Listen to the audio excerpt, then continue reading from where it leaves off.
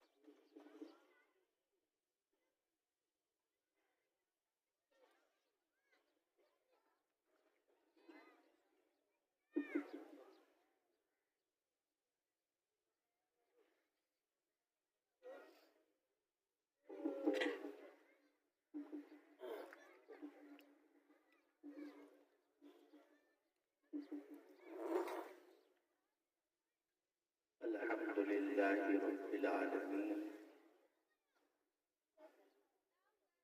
والعاقبۃ للمتقین والصلاة والسلام علی سید الانبیاء والمرسلین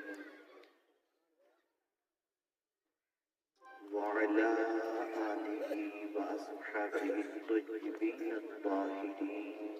أما بعد، فأعوذ بالله من الشيطان الرجيم.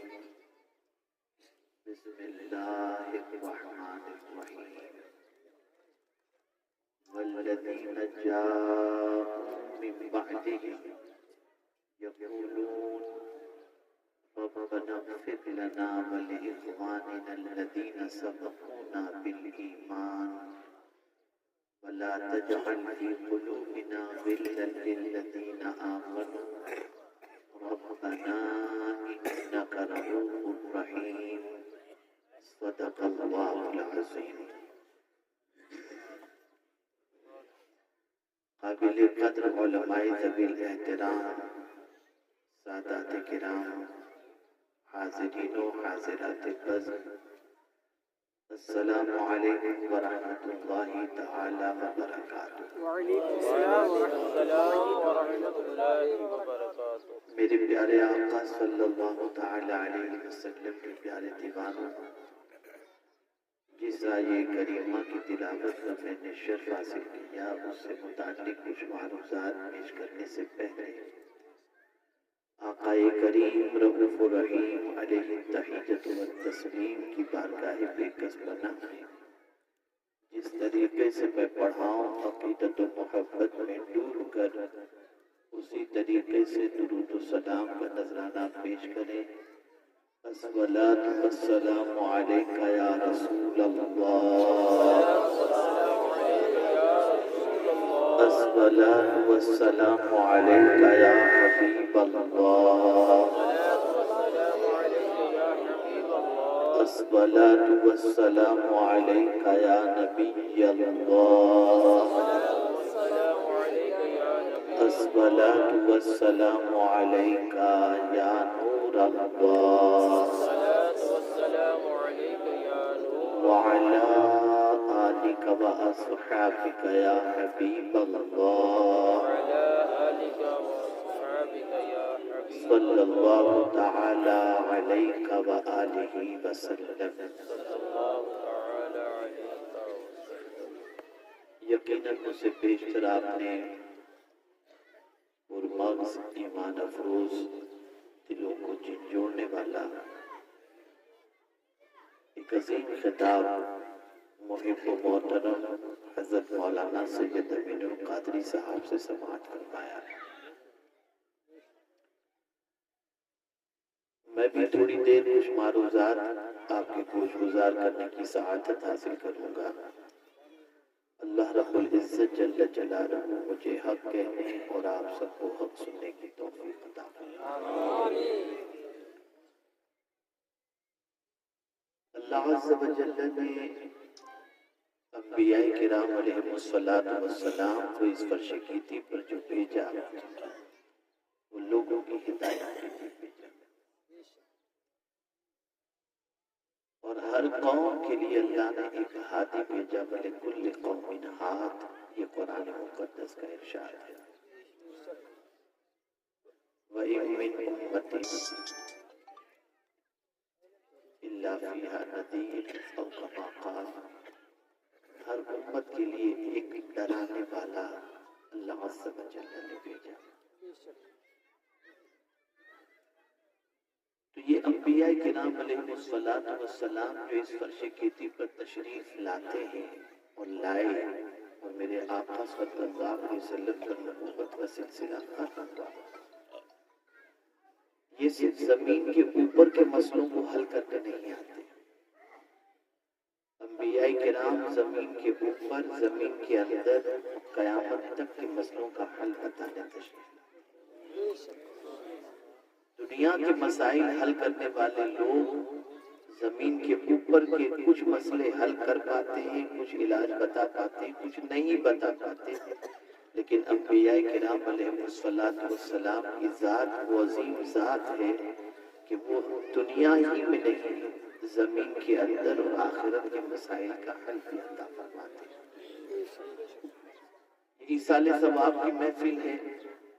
بہت سارے منکرین یہ کہتے ہیں کہ ایصال ثواب کوئی چیز نہیں اور اس کی کوئی معاذ اللہ شرعی حیثیت نہیں، اور کسی کا عمل کسی کو فائدہ نہیں پہنچاتا. میں سمجھتا ہوں کہ ایصال ثواب کے لیے جس آیت کی تلاوت کا میں نے شرف حاصل کیا، اس سے بڑا ایصال ثواب کا کوئی دوسرا ثبوت ہو ہی نہیں سکتا. قرآن مقدس میں رب قدیر جل جلالہ نے فرمایا وہ لوگ جو آئے ان کے بعد اور پھر کہتے ہیں، کیا کہتے ہیں؟ ربنا اغفر لنا ولإخواننا الذین سبقونا بالایمان. اے ہمارے رب، ہمارے ان بھائیوں کی مغفرت فرما جو ہم سے پہلے اس دنیا سے کچھ کر گئے اور جو صاحب ایمان تھے. یہ دعا قرآن کے اندر ہے. جو بھی ایمان والے اس دنیا سے فوت ہو چکے ان کے لیے مغفرت کی دعا کرنا یہ قرآن کے اندر موجود ہے. اور دعا ہے کیا؟ تو آقائے کریم صلی اللہ علیہ وسلم کے دو ارشاد سماعت فرما لیں، الدعاء والعبادہ، الدعاء مخ العبادہ۔ ایک مقام پر حضور نے دعا کو عبادت فرمایا اور ایک مقام پر حضور صلی اللہ علیہ وسلم نے دعا کو عبادت کا مغز فرمایا۔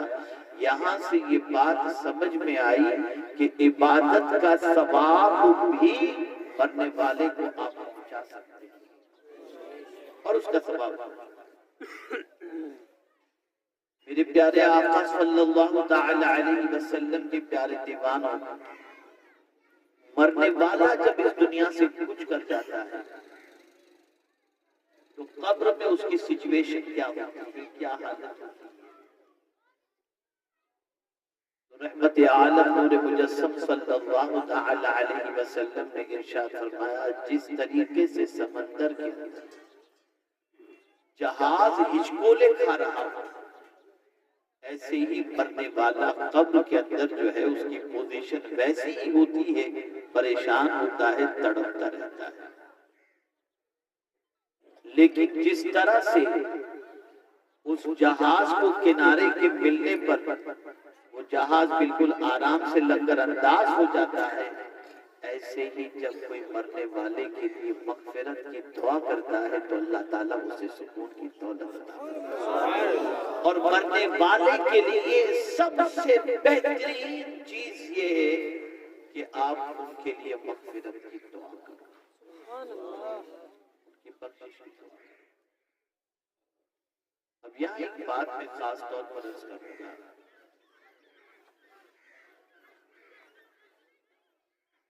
دنیا ہی میں آپ دیکھ لیجیے، آدمی نیکی کے بارے میں بہت ہی سست نظر آتا ہے، اور خاص طور پر میں اگر یہ کہوں تو غلط نہ ہوگا، بڑی معذرت کے ساتھ، کہ ہمارے دیہات کے رہنے والے لوگ جو ہے ان میں نماز کا جذبہ بھی نہیں ہوتا،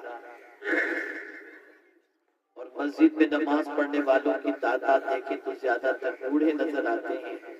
جوان یا تو شہر میں کام کر رہے ہوتے ہیں یا پھر دوسرے کاموں میں مصروف ہوتے ہیں، لیکن جوان مسجد میں نظر نہیں آتا، نماز نہیں پڑھتا، اور نیکی کی طرف اس کی طبیعت مائل نہیں ہوتی، نیکی کا وہ عادی نہیں ہوتا، الا ماشاءاللہ۔ بہت سارے دیہات آج بھی ایسے ہیں جہاں پر بوڑھے بیٹھ کر کے جوا کھیل رہے ہوتے ہیں، پتے کھیل رہے ہوتے ہیں، آج بھی ایسے دیہات۔ اور نیکی کے سلسلے میں انسان سست نظر آتا ہے۔ میں آپ کو بتا دوں کہ کورونا نے بالکل واضح کر دیا، اس بلا نے بتا دیا کوئی کسی کا نہیں، کوئی کسی کا نہیں۔ بھائی کو اگر کورونا ہوا تو حقیقی بھائی اس کو دیکھنے جانے کو تیار نہیں کہ کہیں یہ کورونا اڑ کر کے مجھے نہ لگ جائے، بلکہ مر بھی جائے کورونا کا مریض تو دفنانے کے لیے پریشانی کہ کہیں یہ مردے سے کورونا نکل کر مجھے چپک نہ جائے۔ یہ آپ نے دیکھا ہوگا، یہ آپ نے محسوس کیا ہوگا۔ تو اب آئیے میں آپ سے پوچھنا چاہتا ہوں، اسی دنیا میں جب آپ نے دیکھ لیا کہ کوئی کسی کا نہیں، تو قیامت میں کون کس کا ہوگا، کون کس کے کام آئے گا؟ تو اے رسول اعظم صلی اللہ تعالی علیہ وسلم کے دیوانوں، قرآن اسی لیے کہتا ہے، یا ایھا الذین آمنوا اتقوا اللہ ولتنظر نفس ما قدمت لغد۔ اے ایمان والو، اللہ سے ڈرو اور کل کے لیے تم دیکھو کہ تم نے کیا بھیجا ہے، یعنی قیامت کے لیے تم نے کیا آگے روانہ کیا ہے۔ اور اگر تم نے آخرت کی کوئی تیاری کی ہے تو قرآن کہتا ہے یوم تجد کل نفس ما عملت من خیر محضرا، قیامت کے دن جو بھی تم نے بھلائی کی ہوگی اللہ تعالیٰ وہ تمہارے سامنے حاضر کر دے گا۔ دنیا میں ہم آئے ہیں نیکیاں کرنے کے لیے، آخرت کی تیاری کرنے کے لیے، آخرت کا سرمایہ جمع کرنے کے لیے آئے ہیں۔ میرے پیارے آقا صلی اللہ تعالی علیہ وسلم کے پیارے دیوان، بیٹے کے پاس ٹائم نہیں ہے کہ باپ کی قبر پر جا کر کے فاتحہ پڑھے، باپ کو مرنے سے پہلے خود اپنی آخرت کی فکر کرنی چاہیے۔ ہر بندہ اپنی آخرت کی فکر کرے، ہر بندہ اپنی آخرت کی تیاری کرے، ہر بندہ مرنے کے بعد قبر میں کام آنے والے اعمال کی تیاری کرے، ہر بندہ میدان محشر کے اندر جہاں نفسی نفسی کی سچویشن ہوگی وہاں کے لیے وہ اس دنیا میں رہتے ہوئے کام کرے۔ کوئی بھروسہ نہیں کب جسم سے روح پرواز کر جائے۔ اگر ہم نے دنیا میں رہ کر کے نیکیاں نہیں کی اور خالی ہاتھ اس دنیا سے گئے تو قیامت میں ہمارے پاس نجات کے لیے کوئی سامان نہیں ہوگا۔ اے رسول اعظم صلی اللہ تعالی علیہ وسلم کے دیوانوں، حافظ سلیم صاحب کے والد نے ان کو علم کے زیور سے آراستہ فرمایا، تو آج نیک بچہ ہونے کی وجہ سے، علم دین سے آراستہ کرنے کی وجہ سے انہوں نے اس چیز کی محفل سجائی جو محفل ان کے والد کو قبر کے اندر فائدہ پہنچائے۔ اللہ کا ذکر ان کے والد کو فائدہ پہنچائے گا، اللہ کے رسول کا ذکر ان کے والد کو فائدہ پہنچائے گا۔ اللہ اور اس کے رسول جل جلالہ صلی اللہ علیہ وسلم کے ارشادات اور ان ارشادات پر جب تک آج کی محفل میں سن کر لوگ اس پر عمل کریں گے ان کے والد کو اس کا فائدہ پہنچائے گا۔ بہت سارے بچے ایسے ہیں جنہیں فاتحہ پڑھنا بھی نہیں آتا۔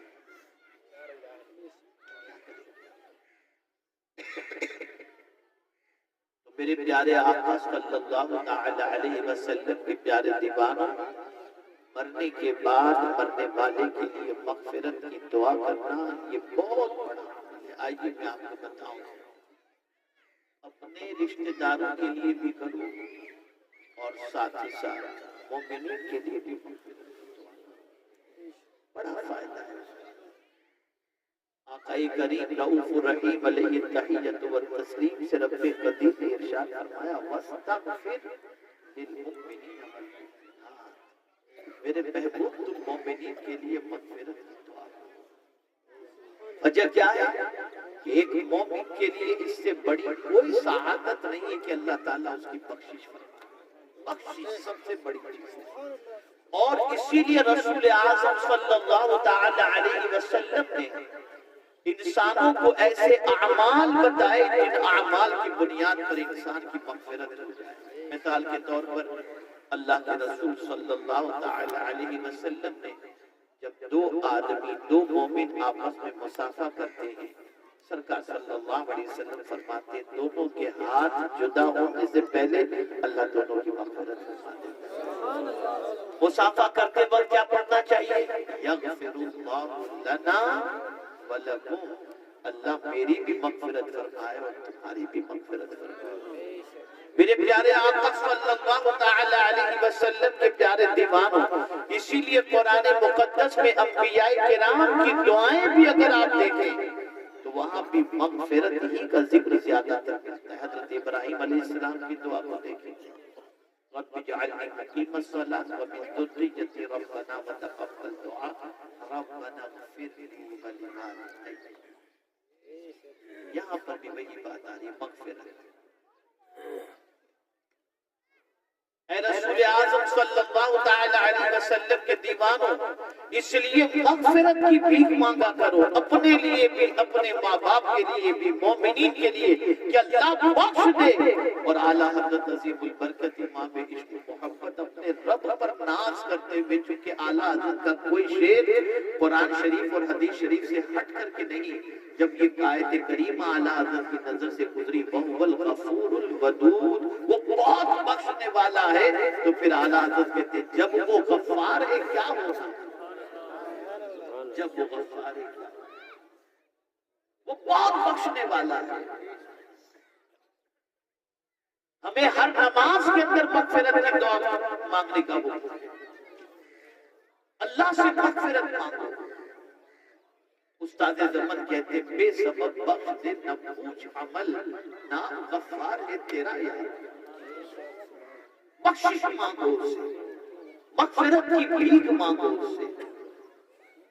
اللہ والوں کی زندگی یہی رہی کہ انہوں نے زندگی کی آخری سانس تک یہی تصور کیا اور یہی دعائیں کرتے رہے کہ اللہ رب العزت جل جلالہ نے بخش دے، ان کی مغفرت فرمائے۔